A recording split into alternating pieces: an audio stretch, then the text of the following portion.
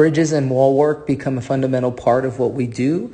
As we get better in getting the hamstring and the glutes to really contract and fire, we want to start to incorporate the additional co-contraction of sequencing, which is stiff foot and ankle, so calf contraction, hamstring contraction, and glute contraction. We want the athlete to start to truly be in control of understanding how those muscles sync and work together. So wall work is a fundamental skill and intro and introductory activation for us to be able to do so.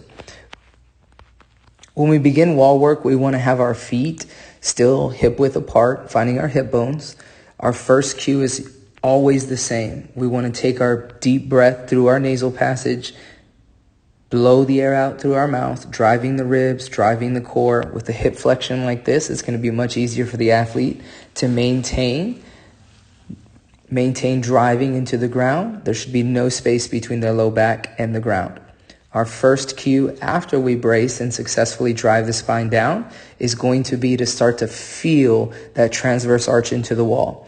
Easy cue for that. We're going to flex all 10 toes. Once again, what's going to be left on the wall is the transverse arch, the bony part of our foot. The athlete will be able to feel that. That is the spot. That is our sweet spot. So we want to learn to press that into the wall.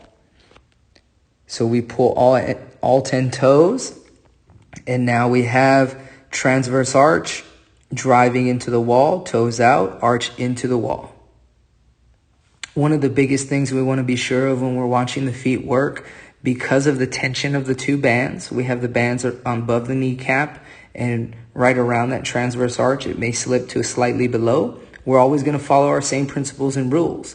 The heel always has to point away slightly from the big toe. As athletes start to push harder into the wall, you're going to see their heels start to slide in towards each other. Constantly cue them and help them understand that until they get full pressure into that transverse arch and into the talar foot, which is the fourth toe and the fifth, like we discussed in our webinar, that is our sweet spot for energy. The only time the heel slightly moves in is when we are pressing that into the ground. Once toes are flexed, stomach is tight, our cue next is going to be sure, you see her heels slide in, be sure the heels stay out. And our next cue is going to be that with the transverse arch, we literally want to imagine pulling the wall into the floor. Once we do that, we're going to ask the athlete to drive our hips, squeeze our butt, and we're going to pull our hips into the air by driving into the transverse arch and pulling the wall downward. We see this happen, and we're looking for the same lines that we're looking for when we get to stack and good posture, which is we want the athlete to take away that triangle. So right there we see she's a little off. We want the athlete to drive all the way to the shoulder, hip, and knee are in line. Once the athlete drives the hips and we get to our flat state, we look very similar to our groundwork. But now, because the athlete has to press into the wall and pull it down, we're starting to get a nice co-contraction and activation of the calf.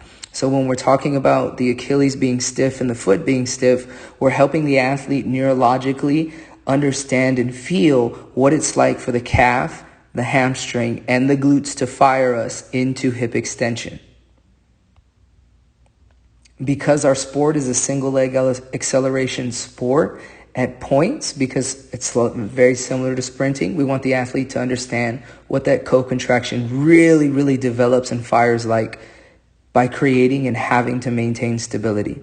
To do that, we ask the athlete to lift each knee. We're going to drive the knee to the chest. Notice the athlete is still pulling the toes. The foot is still flexed. We're not letting them get loosed. They are attacking the band, and they are keeping their knees hip width apart. Notice there's a distance between the heel and the floor, and most of that energy, most of that weight on that talar foot.